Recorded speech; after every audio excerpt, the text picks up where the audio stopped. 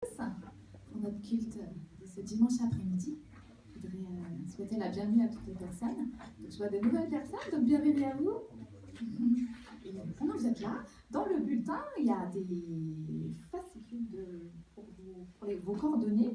Donc si vous pouvez les mettre. Je vais chercher le panier à offrande. Il y aura un panier qui passera et vous pourrez mettre vos fiches dedans. Donc, bienvenue aux autres personnes qui sont là depuis plus longtemps. Adorons aujourd'hui notre Seigneur.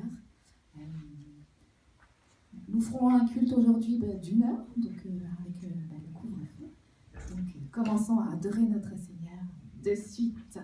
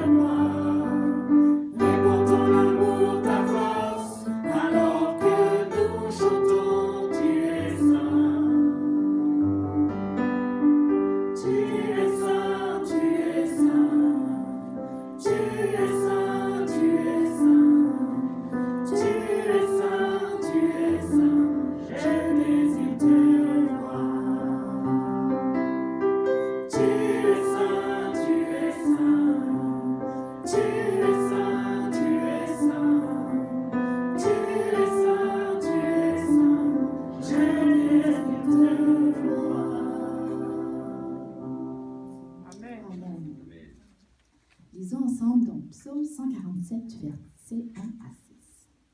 Louez l'Éternel, car il est bon de chanter en l'honneur de notre Dieu, car il est agréable et beau de le louer. L'Éternel rebâtit Jérusalem, il rassemble les exilés d'Israël. Il guérit ceux qui ont le cœur brisé et pansent leurs blessures. Il compte le nombre des étoiles. Il leur donne à toutes des noms. Notre Seigneur est grand d'une force immense. Son intelligence n'a point de limite. L'Éternel soutient les hommes et abaisse les méchants jusqu'à terre. Amen. Prions ensemble. Merci Seigneur, car tu es grand. Tu as une force immense, Seigneur. Et tu nous bénis. Tu es là, Seigneur, et tu veilles sur nous. Tu nous guéris, Seigneur, aussi. Nous apportons nos prières pour que tu puisses nous bénir en ce moment, pour que tu puisses te glorifier, t'honorer et t'adorer en ce moment pour tout ce que tu es, Seigneur, pour toute ta grandeur. Amen. Amen. Notre force sera renouvelée en nous attendant à Dieu.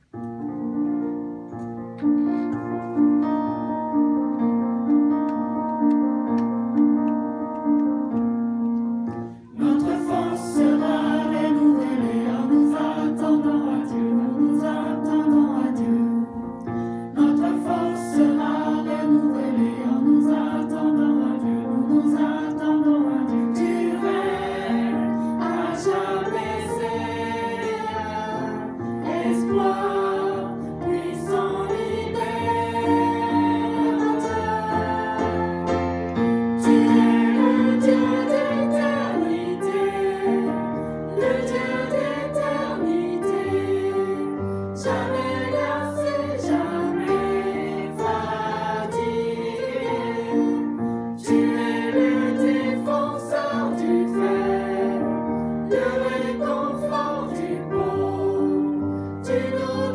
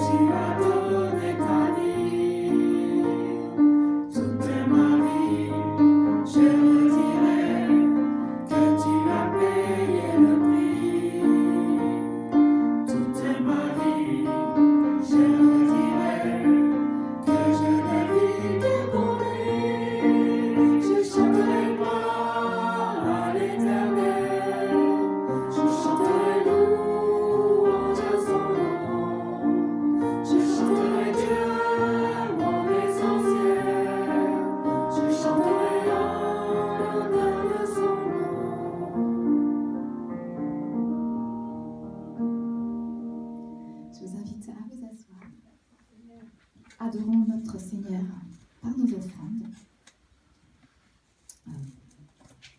pour la bonne nouvelle, que la bonne nouvelle soit annoncée dans le Val Maubuée, et pour l'Église, pour notre pasteur, pour qu'on puisse développer notre Église. Donc vous pouvez faire des virements, si vous le souhaitez, vous pouvez venir me demander ensuite le RIB de l'Église. On va faire passer un panier pour les chèques ou les espèces. Et, si vous souhaitez faire un virement, n'hésitez pas à me demander un RIB. Donc je vais vous inviter à lire dans 1 Timothée 6, du verset 17 à 19. Aux riches de ce monde, ordonne de ne pas être orgueilleux et de ne pas mettre leur espérance dans des richesses incertaines, mais dans le Dieu vivant qui nous donne tout avec abondance pour que nous en jouissions. Ordonne-leur de faire le bien, d'être riches en belles œuvres, de se montrer généreux, prêts à partager. Ils s'assureront ainsi, en guise de trésor, de bonnes fondations pour l'avenir, afin de saisir la vie éternelle. Je voudrais inviter Jérôme, s'il te plaît, pour les offrandes.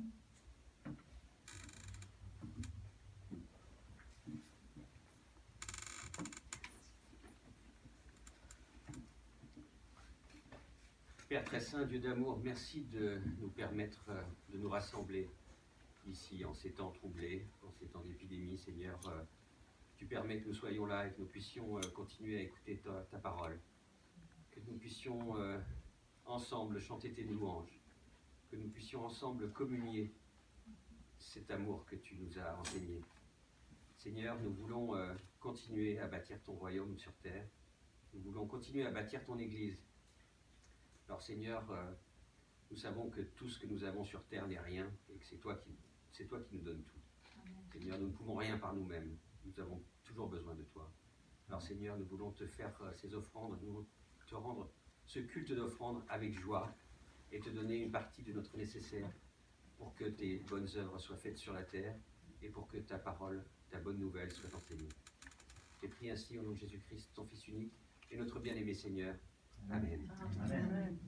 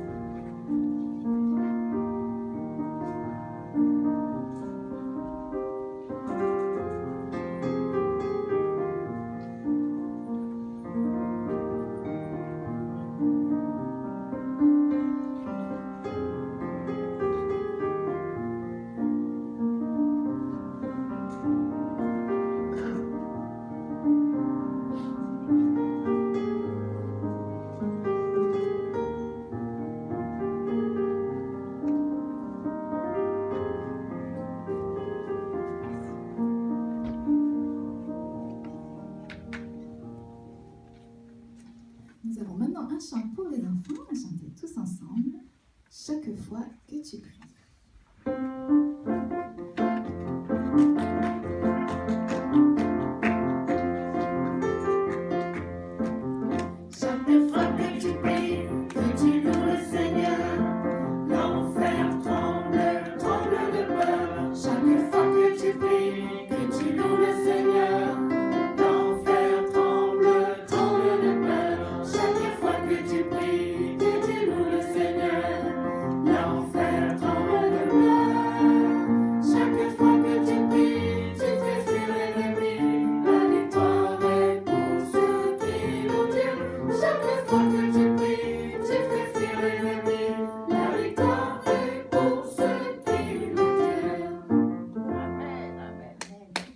J'invite les enfants à rejoindre leur classe et Nicolas pour le message.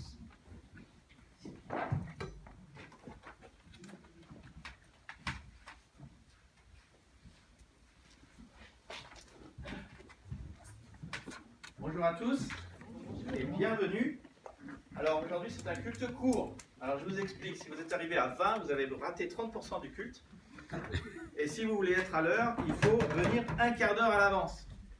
Le culte aujourd'hui sera terminé à 17h pour respecter que tout le monde puisse être rentré à la maison. Juste pour savoir un petit peu, qui parmi nous ont besoin d'une heure pour rentrer à la maison? 45 minutes. 30 minutes. Ok, très bien. Donc ça va si je dépasse un peu. Aujourd'hui, j'aimerais vous parler de guérison. Alors, c'est un message que j'ai déjà donné, mais je crois plus que jamais que c'est un message dont la France a besoin. Alors, c'est pour ça que je le redonne, et je veux vous inviter à prendre dans votre bulletin les notes, les versets du message. Avant que je parle, on avait prévu de faire ça en milieu de message, mais j'aimerais inviter Anne-Marie à nous rejoindre pour qu'elle nous parle de ce que Dieu est en train de faire dans sa vie.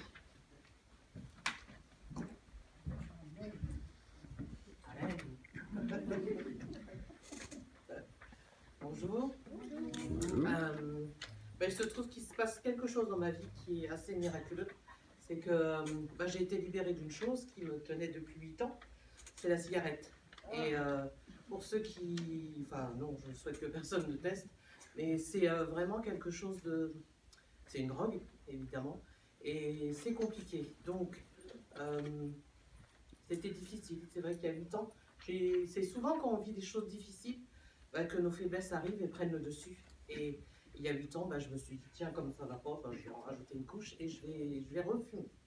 Donc, voilà, ça a pris 8 ans. Et cette année, je me suis dit, avançant avec le Seigneur, il y a des choses qu'on doit laisser derrière. Et pour moi, la cigarette en faisait partie. Je ne pouvais pas passer mon temps à fumer, abîmer ma santé, user mon argent à de la fumée.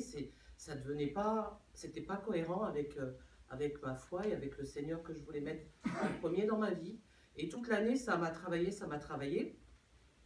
Et tout ça, ça n'arrive pas non plus comme ça. C'est parce que j'ai aussi une vie avec le Seigneur, une vie d'église, une vie avec mes frères et sœurs, une vie avec mes copines chrétiennes. Et voilà, c'est quelque chose qui se cultive quand on veut plaire au Seigneur. On travaille quotidiennement à ça. Et ça, on ne se lève pas un matin, on se dit, non, c'est un long travail. Donc en cette fin d'année, l'année dernière, je me suis dit, il faut que j'arrive à faire... Alors j'avais fait plusieurs essais, sauf que mon défaut était que je réfléchissais tellement à la chose que ça m'attrapait les nerfs, ça m'attrapait la tête et j'y arrivais pas, quoi. Et le premier qui passait quand j'avais décidé de ne pas fumer une journée, je le maltraitais, enfin j'étais pas gentil, j'étais pas... voilà. Donc ça, c'était le premier échec. Et puis après, j'ai réfléchi, puis je me suis dit, peut-être que ta volonté est bonne, mais peut-être qu'il faut que tu te fasses aider. Et j'ai profité en la fin d'année dernière du mois sans tabac organisé par l'État. Et donc j'ai pris le mouvement le 31 octobre au soir, j'ai arrêté de fumer. La première semaine a été dure, et puis finalement aujourd'hui ça fait 75 jours que je ne fume plus. Et ce que je veux dire, c'est que c'est vrai qu'on est, avec le Seigneur, on vit tous les jours, et il a ôté cette culpabilité. C'est vrai que de chuter, de se relever, de rechuter, c'est la vie avec le Seigneur, et il faut continuer d'avancer, c'est ce qu'il nous demande. Et l'année dernière, et une chose que j'aime bien, c'est d'avoir un verset tous les ans qui est mon petit leitmotiv. J'en ai trouvé un pour cette année, mais l'année dernière, le verset que j'avais, c'était Ésaïe 43, versets 18 et 19. Ne pensez plus aux événements passés et ne considérez plus ce qui est ancien. Voici, je vais faire une chose nouvelle sur le point d'arriver. Ne la connaîtrez-vous pas? Je mettrai un chemin dans le désert et des fleuves dans la solitude. Et aujourd'hui, que l'année 2020 est passée, ce verset, il a encore plus de sens, parce que ce qui est derrière, ça reste derrière. Et pour chacun, c'est vraiment ce que je vous souhaite, c'est de laisser derrière ce qui doit être. Mais le Seigneur est avec nous tous les jours et il nous accompagne. Et Jésus-Christ n'est pas mort, il a encore des miracles à faire et il va le faire dans nos vies. Amen. Amen.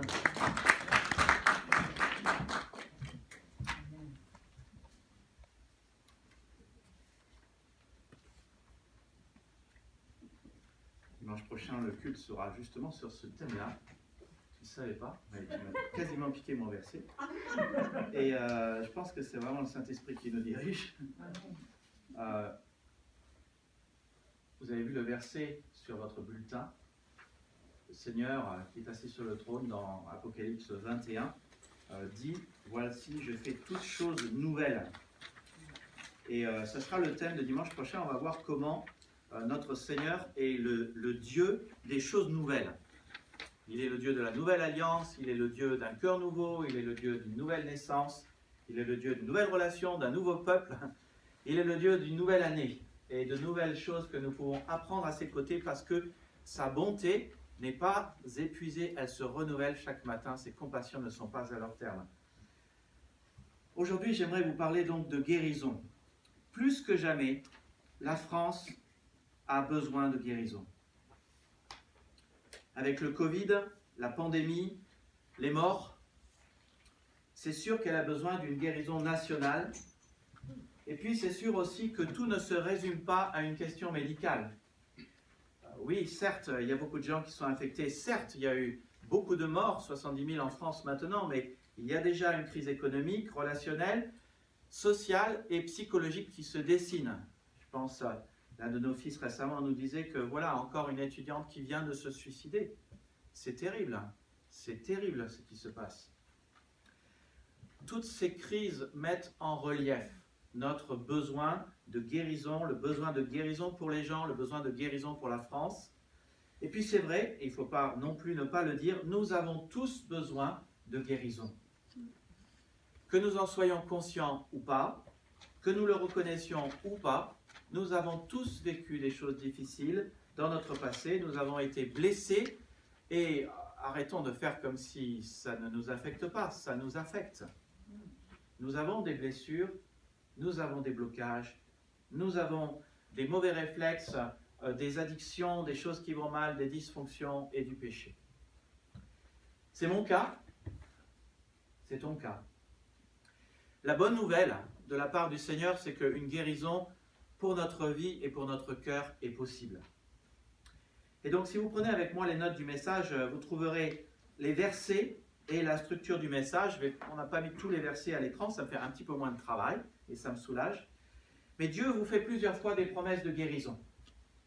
Et vous avez donc ces promesses de guérison que Dieu nous fait qui sont inscrites ici. Swanan a très bien, très beau psaume et psaume qui va avec le thème, très bien choisi. Voilà une promesse que Dieu te fait. Il guérit ceux qui ont le cœur brisé et il pense leurs blessures. Psaume 142, verset 3. Vous voulez un texte à apprendre par cœur qui vous consolera dans les moments difficiles? Le voilà. Moi, je le connais par cœur et je me le récite de temps en temps. Et ça me fait du bien. Parce que ça me dit, Dieu est de mon côté. Et Dieu ne veut pas que j'ai des blessures et Dieu veut guérir les choses qui sont en moi. Je pense à cet autre texte souvent mal utilisé dans 1 Pierre 2, 24 sur la mort de Jésus. Et ce texte dit, dans son propre corps, il a porté nos péchés sur la croix afin que nous mourions au péché et que nous vivions d'une vie juste. C'est par ces blessures que vous avez été guéris. Et c'est une citation d'Ésaïe 53. Beaucoup de gens disent, donc parce que Jésus-Christ est mort à la croix, je peux être guéri de toutes mes maladies physiques. Alors, ce n'est pas la manière dont le Saint-Esprit utilise le texte d'Ésaïe 53. Il dit que la guérison que nous pouvons avoir dans notre vie, ici, eh bien, c'est la guérison de notre âme, si je puis dire. Nous pouvons mourir au péché parce que Jésus-Christ a pris notre péché à la croix. Il a porté nos péchés. Nous pouvons mourir au péché et vivre d'une vie juste. Ça, c'est la guérison que le Seigneur opère dans notre cœur, la guérison de l'âme à cause de la croix. Jésus, dans son premier speech, son premier discours qu'il a fait à la synagogue, dans Luc 4, il a dit quel était l'objet de sa mission.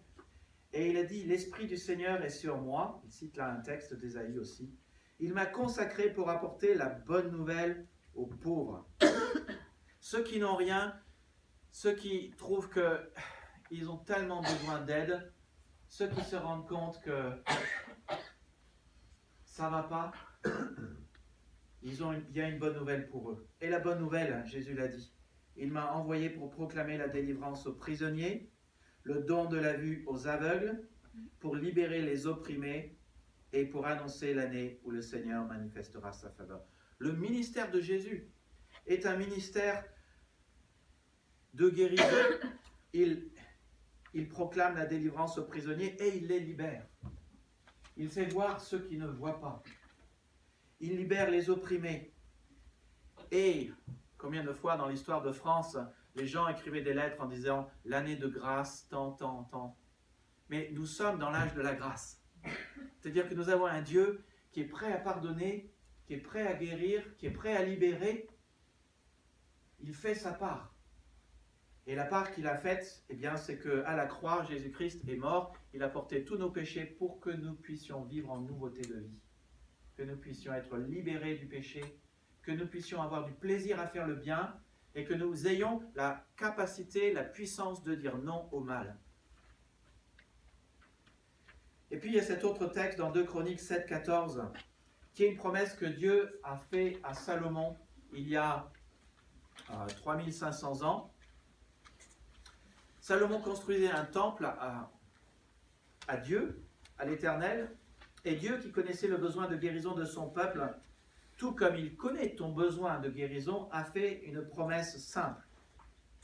Il a dit, et je vous invite à lire ce texte avec moi, « Si mon peuple, sur qui est invoqué mon nom, s'humilie, prie et recherche ma face, s'il revient de ses mauvaises voies, moi je l'écouterai des cieux, je lui pardonnerai son péché et je guérirai son pays. » Alors, j'ai donné un message aussi le jour de Noël, enfin quelques temps avant, je crois que c'était aux alentours du 15 décembre, expliquant que Dieu a déjà guéri le peuple d'Israël, par exemple, qui était sous la peste. Il y avait, je crois, déjà 70 000 morts. Dieu a stoppé cela. Nous avons vraiment un Dieu qui nous a fait la promesse dans Ésaïe 45, 22. « Tournez-vous vers moi et vous serez sauvés. » Et je suis convaincu qu'aujourd'hui, si la France se tournait vers le Seigneur, je suis convaincu que ça ferait une immense différence, voire que ça réglerait complètement le problème. Parce que nous avons un Dieu qui sauve. Et ce Dieu a déjà sauvé à de multiples fois, à de multiples endroits, de multiples peuples qui vivaient des tragédies. Cette promesse nous parle de guérir notre pays. Et lorsque Dieu parle de guérir son pays, comme il dit dans 2 Chroniques 7, 14, c'est sûr qu'il parle de guérir tous ceux qui en font partie. Ensuite, cette promesse a été faite pour le peuple sur qui est invoqué son nom. Il le dit, « Si mon peuple sur qui est invoqué mon nom ». Autrefois, c'était les Juifs. La Bible est très claire que maintenant, c'est nous. L'Église qui contient les Juifs et les non-Juifs qui ont cru en Jésus. La Bible nous rappelle que ceux qui croient en Jésus-Christ sont les chrétiens. Merci, super. Dans Acte 26, c'est la première fois que les disciples de Jésus-Christ furent appelés chrétiens. Acte 11, 26. Dans le grec, chrétien se dit Christianos. Et dans le grec, Christ se dit Christos. Donc dans le mot Christianos, qui a donné Christian, il y a le mot Christ. Ceux qui portent le nom de Dieu, Christ et Dieu, aujourd'hui, ce sont les chrétiens. Alors selon les explications, l'un dit les Christianos, ce sont ceux qui suivent le Christ. D'autres disent les Christianos, ce sont ceux qui sont des petits Christ. Mais ce sont ceux qui croient dans le Christ. Et donc la promesse que Dieu peut nous guérir est pour tous ceux qui font partie du peuple de Dieu, ou, je dirais, qui ont envie d'être guéris et aimeraient faire partie du peuple de Dieu. Et d'après ce verset, il y a donc 4 choses à faire pour être guéri. S'humilier, prier, rechercher sa face et revenir de ses mauvaises voies. Le texte dit, si mon peuple sur qui est invoqué mon nom s'humilie. Alors, parlons d'être humble. Quand on est humble, cela nous conduit inévitablement à confesser notre péché. Et donc, c'est la première chose à faire, c'est de confesser, je dois confesser mon péché avec humilité. Et Dieu va droit au but. Nous devons nous humilier et être humbles. Pourquoi? Parce que la source de tous nos problèmes, c'est notre orgueil, le contraire de l'humilité. Alors, nous disons rarement « je suis orgueilleux », mais nous disons souvent, par nos actions et nos paroles, nous voulons diriger nos pas, nous pensons sans cesse mieux savoir que Dieu. Nous pensons mieux savoir que Dieu comment fonctionne la vie, nous pensons mieux savoir que Dieu ce qui est bien, ce qui est mal, nous pensons mieux savoir que Dieu comment fonctionne notre cœur, quelle voie choisir, ce qui est bon et ce qui n'est pas bon. Et nous pensons mieux savoir que lui, quelle est la bonne direction pour notre vie. Et donc, par cela, par ces choses, nous disons sans cesse, je n'ai pas besoin de toi, Seigneur. C'est à cause de cela que le premier homme a péché. Tout est parti en vrille, il a été séparé de Dieu et demeure séparé de Dieu. Et aujourd'hui, les choses n'ont pas changé. Les choses fonctionnent de la même manière. Nous fonctionnons comme Adam. Nous croyons mieux savoir que Dieu ce qui est bon ou mauvais. Nous vivons selon notre appréciation des choses, selon notre volonté et non la sienne, et nous péchons. Et c'est à cause de cela, à cause de notre orgueil, que tout continue de partir en vrille dans notre vie et en France et dans tous les pays. C'est à cause de cela que nous sommes séparés de Dieu. C'est parce que nous sommes séparés de Dieu que nous ne bénéficions pas des bienfaits qui vont avec sa présence. Parce que Dieu est amour. Et quand on est dans la présence de Dieu, il y a son amour qui vient sur nous. Parce que Dieu est grâce. Il aime donner de manière imméritée. Et quand on est dans sa présence, il y a sa grâce, ses dons, ses cadeaux immérités qui viennent dans notre vie. La Bible dit, tous ont péché et sont privés de la glorieuse présence de Dieu. Et le truc, c'est que bien que nous sachions cela, nous refusons d'admettre nos parts de responsabilité. Parce qu'il faut bien l'avouer, ce n'est pas que la faute des autres. Vous vous souvenez, le fameux épisode avec Adam et Ève. Quand Dieu est allé épingler Adam, Adam a dit, c'est pas ma faute, c'est sa faute à elle. Et en ce sujet, c'est toi qui l'as créé et c'est toi qui l'as mise à côté de moi. Non, c'est pas la faute des autres, c'est pas la faute de Dieu. C'était la sienne. Et c'est souvent la nôtre quand nous décidons ce qui est bien pour notre vie et que nous choisissons ce chemin alors que Dieu dit l'inverse.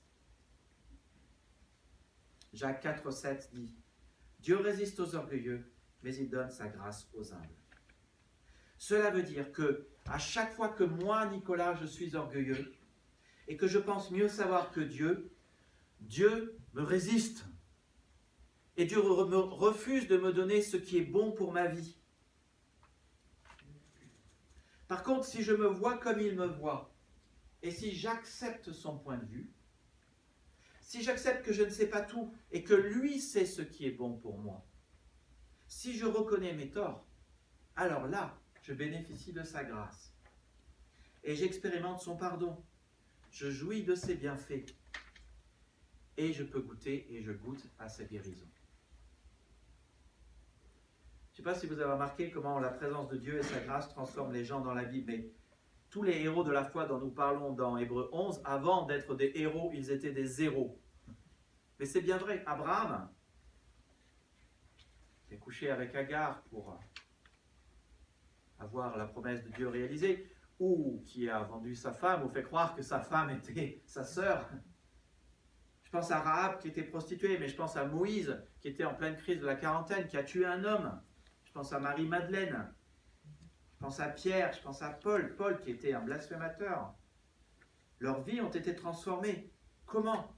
Par la grâce de Dieu, par ses bienfaits. Et voilà la bonne nouvelle. Chacun de nous peut avoir la grâce de Dieu. Chacun peut avoir la faveur imméritée de Dieu, ses bienfaits dans sa vie, maintenant et aujourd'hui. Comment? C'est très simple. En sortant du déni. Proverbe 28, 13, toujours là dans les notes du message, celui qui dissimule ses fautes ne réussit pas, mais celui qui les confesse et les délaisse trouve de la compassion. Et si la France va mal aujourd'hui, mes amis, c'est parce que les gens ne pensent pas à Dieu, les gens n'écoutent pas Dieu, les gens ne savent pas ce que Dieu peut faire pour la France, et les gens refusent de caler leur vie sur le point de vue de Dieu. Et les gens refusent d'être d'accord avec lui et de lui faire confiance. Je répète cette promesse qu'il a faite à tous ceux qui l'entendent dans Ésaïe 45, 22. « Tournez-vous vers moi et vous serez sauvés. » Et on commence par se tourner vers Dieu en écoutant ce qu'il a à dire et en acceptant sa parole. Puis en confessant notre péché. Alors, la confession du péché, c'est pas il faut aller devant un religieux et confesser ses péchés, c'est confesser dans le grec, ça veut dire dire la même chose que Dieu sur notre péché. Et la première étape donc pour guérir de nos problèmes, c'est de sortir de notre déni et d'admettre notre péché, de reconnaître notre responsabilité, de confesser directement au Seigneur notre faute en disant « Seigneur, c'est ma faute, c'est le mauvais chemin que j'ai choisi et je te demande pardon pour cela. » Faire cela, sortir du déni, reconnaître notre responsabilité, c'est cultiver l'humilité. La deuxième chose à faire, que nous dit 2 Chroniques 7,14, c'est de prier. Si mon peuple sur qui est invoqué mon nom s'humilie, prie. La chose à faire, c'est de prier Dieu et de le faire vraiment. Alors, si vous connaissez un peu la Bible, vous connaissez peut-être l'histoire de Jacob. Après 20 ans de bons et loyaux services, toute la vie de Jacob, c'est vraiment, je veux dire, en ce temps de crise, si vous voulez avoir du fun, lisez l'histoire de Jacob. Et on a tous, quelqu'un me disait tout à l'heure, on a vraiment besoin de fun en ce moment. Vous êtes d'accord avec ça? Ouais, moi, je pense qu'on est d'accord avec ça.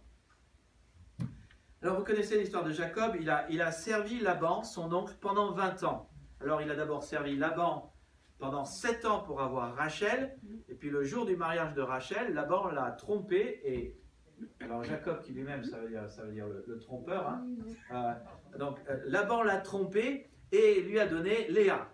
Sauf que, je ne sais pas si c'était le soir quand ils sont arrivés au lit, ou le lendemain matin des noces, où il s'est réveillé, mais là, il s'est rendu compte que ce n'était pas Rachel, c'était Léa.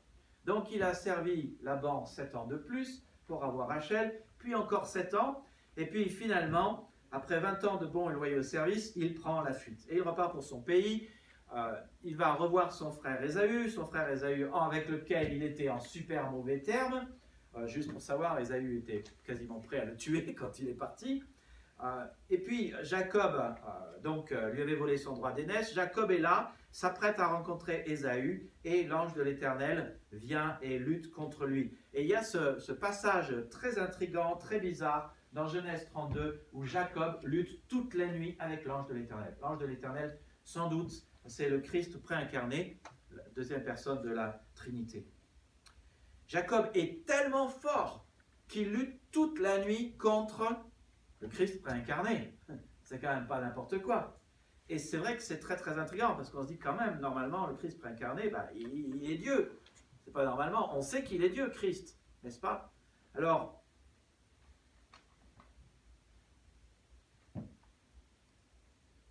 l'ange de l'Éternel lui dit, laisse-moi partir.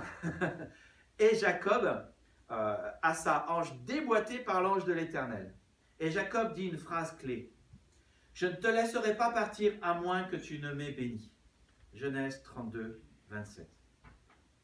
Je pense que ça reflète bien nos vies, n'est-ce pas? Est-ce que nous voulons être bénis par Dieu? Qui veut être béni par Dieu? Je vois qu'il y a des gens qui ne lèvent pas la main. Qui ne veut pas être béni par Dieu? Tout le monde veut être béni par Dieu. Dieu peut bénir chacun des domaines de notre vie. Et en fait, la Bible nous dit que nous sommes déjà bénis de toute bénédiction spirituelle dans les lieux célestes si nous croyons en Jésus-Christ. Mais nous pouvons actualiser cette bénédiction, comme par exemple en arrêtant la cigarette. Nous pouvons vivre cette bénédiction. Nous pouvons avoir cette bénédiction dans notre vie relationnelle, financière, médicale, sexuelle, dans toute notre vie de couple, notre vie de voisin, notre travail. La bénédiction de Dieu, nous la jugeons tous vitale et capitale. Et tu as raison, parce que c'est vrai. Une fois qu'on l'a, ça change une vie pour toujours. C'est mon cas, la majorité d'entre vous, vous avez connu cela, vécu cela déjà. Et tu as sans doute remarqué que c'est alors que tu pries et que tu dépends de Dieu et que tu parles avec Dieu avec honnêteté sur ta vie et que tu vis cette vie d'humilité et de confession, que alors Dieu agit. Et c'est aussi pour ça que nous prions. Maintenant, la vraie question, c'est abordons-nous notre Dieu dans la prière en lui donnant vraiment du temps et en le priant vraiment. Ton attitude dit-elle, Seigneur, je ne te laisserai pas partir à moins que tu ne m'aies béni? Vas-tu aux rencontres de prière de l'église, dans les groupes de maison? Non? Alors c'est que tu ne veux pas être béni.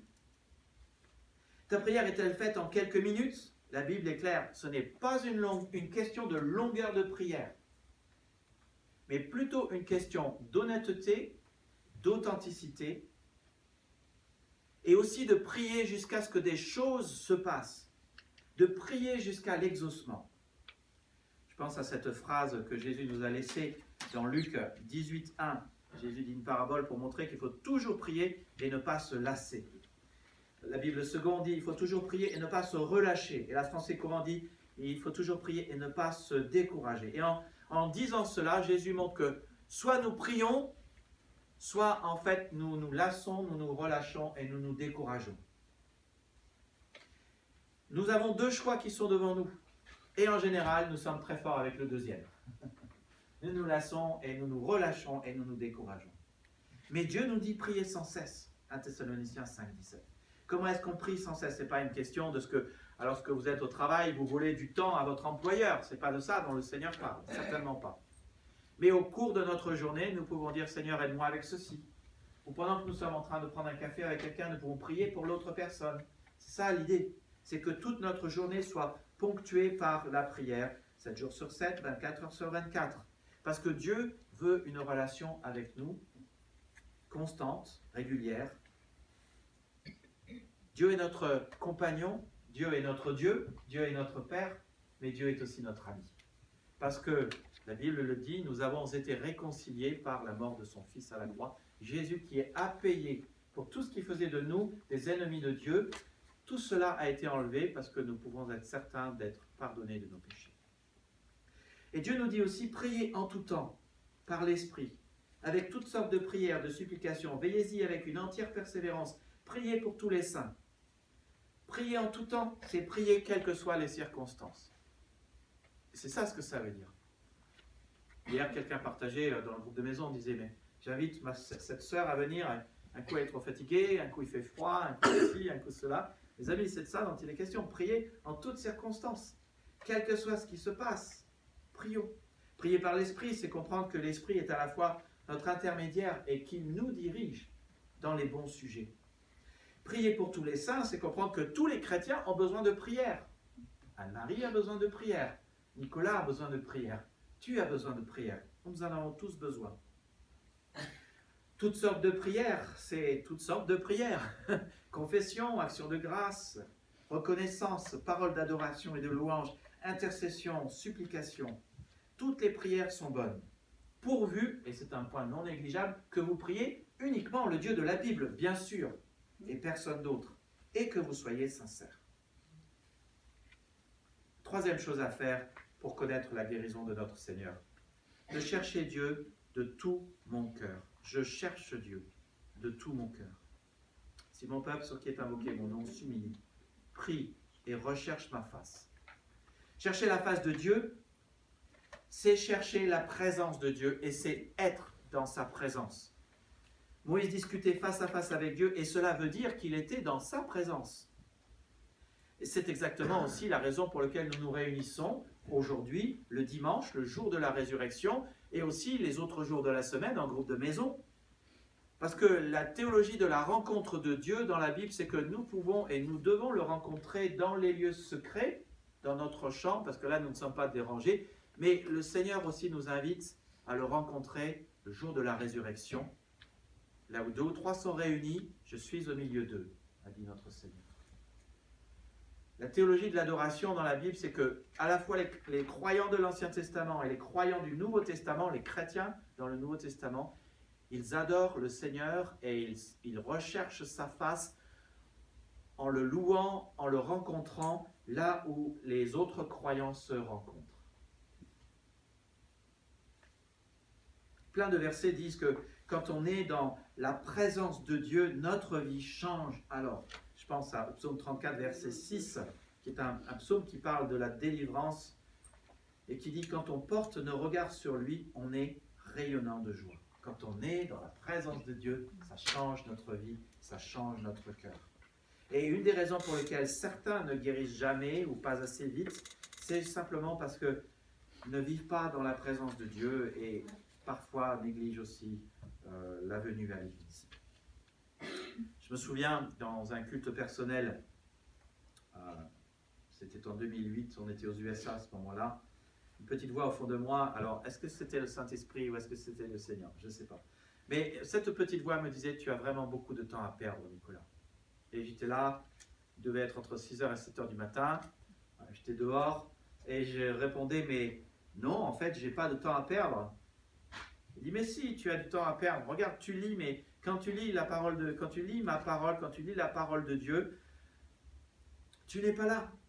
Si, je suis là, je t'assure, je suis là. Non, mais quand je veux dire tu n'es pas là, c'est tu la lis parce qu'il faut la lire, mais tu la lis pas vraiment pour me connaître, pour rechercher ma présence et pour qu'il y ait des choses qui se passent dans ta vie. Et après avoir un peu réfléchi, je me suis dit, ouais, peut-être qu'effectivement c'est vrai. Donc je vais être vraiment en plein dedans. Je veux dire, si je lis la parole de Dieu, autant en lire pour vraiment rechercher la présence de Dieu. Sinon, ça ne sert à rien. Et ma vie a complètement changé dès ce jour-là. Dieu souhaite une relation de cœur à cœur avec toi et avec moi. Et il nous dit comment ça se passe. Il dit dans Jérémie 29, 13, « Vous me chercherez et vous me trouverez si vous me cherchez de tout votre cœur. » Il dit que tu trouveras vraiment Dieu si quand tu lis la parole de Dieu, quand tu viens au culte pour louer le Seigneur, quand tu écoutes sa parole, tu es vraiment là et tu le fais de tout ton cœur. C'est la question d'y mettre tout ton cœur. Comment chercher Dieu de tout notre cœur? Alors, il y a deux indications qui nous sont laissées dans la parole de Dieu. D'abord, et c'est très simple, fais de Dieu ta première priorité. Et je dirais la priorité de ton cœur. Matthieu 6, 33. Cherchez d'abord le royaume de Dieu et sa justice. Fais ce qui est juste avec ta vie. Et toutes ces choses, et là il est question dans Matthieu 6 de la nourriture, du vêtement, de toutes les choses dont on a besoin pour notre vie de tous les jours, toutes ces choses vous seront données par-dessus. Cela veut dire que lorsque tu te lèves le matin, tu fais, j'aime bien ce texte parce qu'il est très simple, cherchez d'abord, c'est le principe du d'abord. Comment vivre le principe du d'abord? Quand tu te lèves le matin, quand tu ouvres tes yeux, d'abord, dis merci au Seigneur pour le fait qu'il t'aime. Et dans tout ce que tu fais, fais-le d'abord, dans toute ta vie. Chercher Dieu de tout son cœur, c'est aussi aller à l'église régulièrement.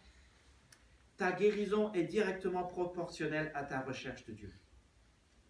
Donc tu fais Dieu ta première priorité, mais voilà une deuxième chose qui est importante aussi, tu fais de Dieu ton unique priorité. Je dis cela parce que, hélas, il est possible de faire de Dieu ta première priorité sans que ça soit l'unique priorité. Il y a des personnes qui croient dans le Dieu de la Bible, mais qui vont prier d'autres personnes que le Dieu de la Bible. Je pense à Jésus qui a dû régler ce problème chez ses disciples. Il a dit, vous ne pouvez servir de maître, le matérialisme et Dieu. Ils servaient Dieu déjà, mais ils étaient toujours très matérialistes. Dieu est le premier Dieu et Dieu est le seul Dieu. Et il dit, tu n'auras pas d'autre Dieu devant ma face. Et quant à ce qu'il veut dans notre vie, il est très très clair. Il veut ton cœur, il veut ton amour, et il veut tout ton amour. Rien d'autre, rien de moins. Il veut tout. Mais à la croix, il a tout donné. Et il te donnera bien plus si tu te donnes à lui. Alors comment trouver la guérison? Et c'est le dernier point de ce verset. Si mon peuple, ceux qui ont invoqué mon nom, s'humilie, prie et recherche ma face, s'il revient de ses mauvaises voies, moi je l'écouterai des cieux, je lui pardonnerai son péché et je guérirai son pays. La quatrième chose à faire, c'est de nous repentir. Je me repens de mes mauvaises voies. Je me repens de mes mauvaises voies. Si nous voulons la guérison, nous devons nous repentir. Nous devons nous convertir et nous devons revenir de nos mauvaises voies. Alors, se convertir, revenir de notre mauvaise voie, c'est un peu comme du ski. Je ne sais pas si vous avez déjà fait du ski, mais il arrive parfois que vous êtes en haut d'un mur et donc vous arrivez en haut du mur parce que ça descend trop, donc vous avez peur. Vous arrivez au bout du mur et vous n'avez toujours pas tourné. Et là, ça c'est le truc des tricheurs. Vous plantez vos bâtons, vous faites comme ça avec votre ski, vous faites demi-tour, il ne faut pas avoir mal aux hanches, vous faites comme ça et vous repartez dans l'autre tour, de l'autre côté. Ça, c'est une conversion. Concernant la repentance, il y a mépris sur ce que veut dire se repentir. Se repentir, on croit souvent que ça veut dire regretter. Se repentir n'est pas regretter. On croit souvent que ça veut dire changer de vie. Je pense que la Bible, à la Semeur, dit changer de vie. Mais non, se repentir, c'est changer d'avis. Ce n'est pas la même chose. Ça veut dire changer d'opinion. Comme on dit en France, il n'y a que les bêtes qui ne changent pas d'avis. C'est ça, c'est changer d'avis. Se repentir dans le grec veut dire changer d'opinion, changer d'avis, à la rigueur changer d'attitude. Toute conversion et toute revenue de nos mauvaises voies passe par un changement d'avis. Vous avez enfin compris que vous vous trompiez de direction, que vous poursuivez une mauvaise voie. Parfois c'est pour différentes raisons, parfois on s'est pris un mur, ça fait mal. ou parfois on le réalise parce qu'on a un moment de clarté où le Seigneur nous éclaire, ou parfois c'est un ami ou une amie qui nous parle du Seigneur et ça nous fait changer de direction, mais on se rend compte qu'on est sur une mauvaise voie et on commence à reconnaître que peut-être que Dieu sait mieux que nous. Et peut-être aussi que nous n'avons pas la guérison à laquelle nous aspirons parce que nous avons poursuivi nos propres voies. Alors, vous changez d'avis et vous calez votre avis sur l'avis de Dieu. C'est aussi simple que ça. Et vous dites, je me suis trompé. Ok, maintenant je vais faire autre chose que de poursuivre ma propre voie. Je vais écouter Dieu. Déjà, quand Dieu dit, tournez-vous vers moi et vous serez sauvés, si vous commencez à vous tourner vers Dieu, c'est déjà un changement de vie et une conversion.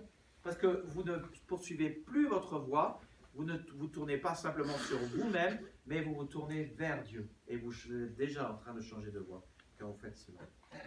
Le message de Jésus-Christ dans la Bible était très clair. C'était le même message que Jean-Baptiste. Et il tenait en une phrase. Repentez-vous, le royaume de Dieu est proche.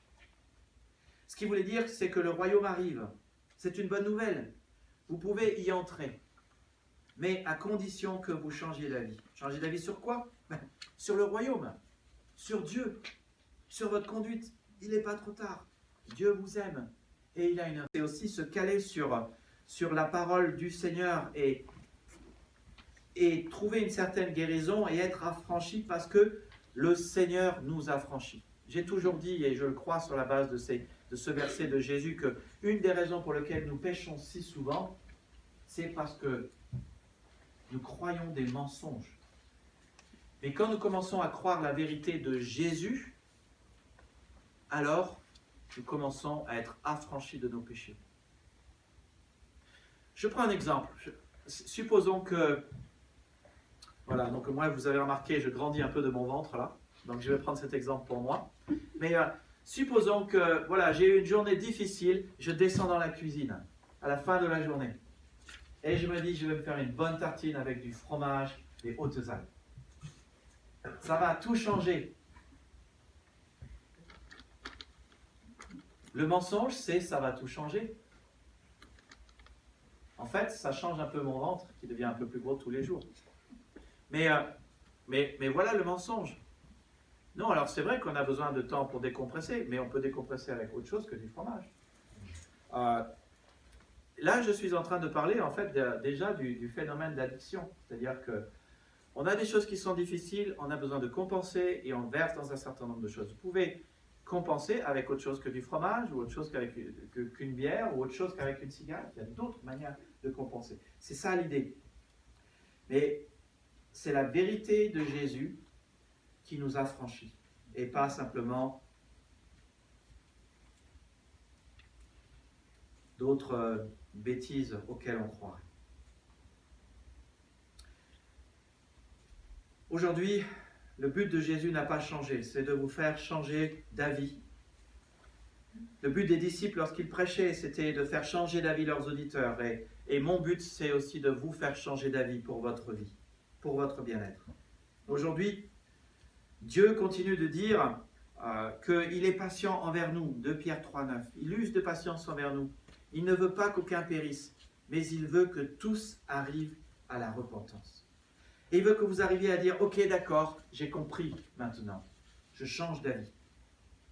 Je change d'avis sur moi-même, je change d'avis sur toi. Oui, j'ai besoin de ta guérison, je change d'avis sur la guérison. Oui, Seigneur, je change d'avis sur l'humilité. Et je vais arrêter de dire que moi, je sais mieux que les autres. Oui, Seigneur, je vais confesser mes péchés.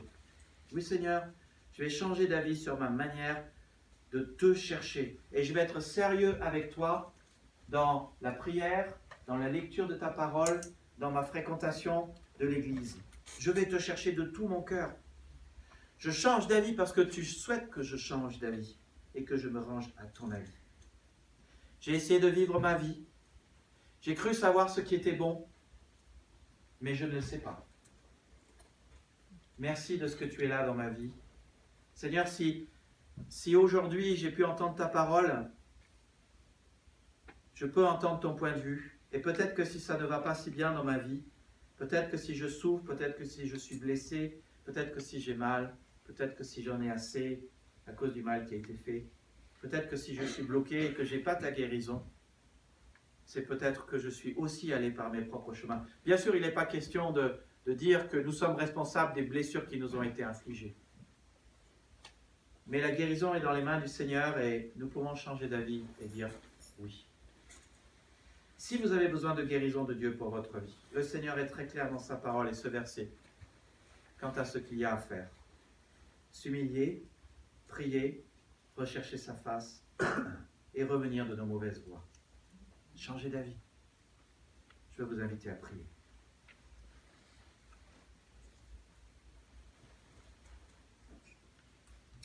Seigneur, nous te louons pour ce passage simple, clair, beau. Merci Père, parce que tu as envoyé ton Fils Jésus-Christ mourir à notre place à la croix, pour que notre âme soit guérie, pour que nous puissions faire le bien et dire non au mal.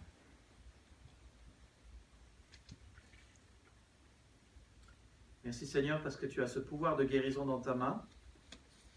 Tu guéris parfois de manière instantanée, tu guéris parfois de manière progressive. Tu nous invites, Seigneur, à nous détourner de nos mauvaises voies. Nous voulons confesser que parfois, Seigneur, nous avons fait les mauvais choix. Nous avons décidé nous-mêmes ce qui était bon et ce qui n'était pas bon. Nous avons suivi les penchants de notre cœur.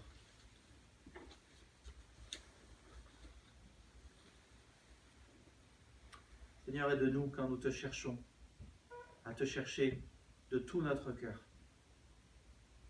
Ce n'est pas, Seigneur, des prières récitées, multipliées en grand nombre, que tu agrées et que tu aimes. Ce sont juste des prières d'humilité, où nous reconnaissons les choses comme elles sont, où nous te parlons avec le cœur. Tu aimes les prières authentiques. Tu demandes, Seigneur, de ne pas nous relâcher. Et, Seigneur, aide-nous à te prier de tout notre cœur.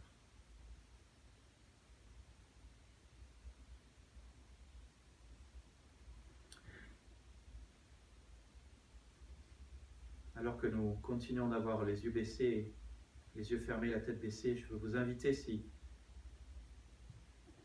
vous voulez être certain d'être sauvé, certain de faire partie de la famille de Dieu, parce que ce texte dit « Si mon peuple sur qui est invoqué », je veux vous inviter à en faire partie, simplement. Et pour cela, il vous suffit de dire juste une chose. Seigneur, sois mon Dieu,